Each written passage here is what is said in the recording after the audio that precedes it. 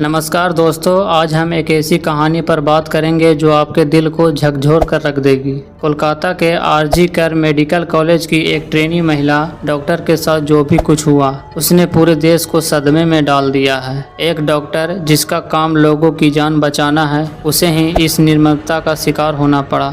यह मामला हमारे समाज के उस काले चेहरे का उजागर करता है जिसे हम अक्सर अनदेखा कर देते हैं। इस वीडियो में हम आपको बताएंगे कि उस रात क्या हुआ था, पोस्टमार्टम रिपोर्ट में क्या खुलासे हुए और अब इस केस की जांच कहां तक पहुंची है। वीडियो को अंत तक जरूर देखें क्योंकि इसमें हम आपको इस घटना से जुड़े ऐसे तथ्य बताएंगे जो शायद आप नहीं जानते होंगे। 9 अगस्त की सुबह कोलकाता के आरजी कर मेडिकल कॉलेज के सेमिनार हॉल में एक 31 वर्षीय महिला डॉक्टर की लाश मिली। शुरू में इसे आत्महत्या का मामला बताया गया, लेकिन जब पोस्टमार्टम रिपोर्ट आई तो इस केस ने एक नया मोड़ ले लिया। रिपोर्ट के अनुसार पीड़िता के शरीर पर गहरे चोट के निशान थे और सबसे चौंकाने वाली बात यह थी कि उसके प्राइवेट पार्ट से 151 ml सीमन मिला है। इतनी बड़ी मात्रा में सीमन मिलना इस बात की ओर इशारा करता है कि पीड़िता के साथ गैंगरेप हुआ था। लेकिन दोस्तों, यह केवल शुरुआत थी। पीड़िता के दोनों पैर 90 डिग्री तक खुले हुए थे, जिससे यह स्पष्ट होता है कि उसके साथ जबरदस्त संघर्ष हुआ था। उसके पिता को बेटी का चेहरा देखने के लिए 3 घंटे तक इंतजार करना पड़ा। उनकी बेटी के शरीर पर एक भी कपड़ा नहीं था और उसका चेहरा और आंखें चश्मे के टूटे टुकड़ों से लहूलुहान थी। पोस्टमार्टम रिपोर्ट ने पूरे मामले को एक अलग दिशा में मोड़ दिया। डॉक्टरों ने बताया कि पीड़िता के शरीर पर कई गहरे घाव थे और उनके प्राइवेट पार्ट में चोटों के निशान थे। यह रिपोर्ट इस बात की पुष्टि करता है कि पीड़िता के साथ एक नहीं बल्कि कई लोगों ने दरिंदगी की है। इस केस में अभी तक केवल एक आरोपी संजय राव को गिरफ्तार किया गया है, लेकिन रिपोर्ट के अनुसार इतने सारे सीमन का एक ही व्यक्ति से मिलना संभव नहीं है। पीड़िता के शरीर की स्थिति ने यह भी स्पष्ट कर दिया कि उसके साथ भयंकर बलात्कार हुआ था। उसके पैर 90 डिग्री तक खुले थे, जिससे पेल्विक गर्डल टूटने का अंदेशा था। उसकी कॉलर बोन भी टूटी हुई थी। यह सभी तथ्य इस बात की ओर इशारा करते हैं कि पीड़िता के साथ जो कुछ भी हुआ वह किसी एक व्यक्ति का काम नहीं हो सकता। तो फिर सवाल यह उठता है कि इस केस में और कौन कौन लोग शामिल थे और क्यों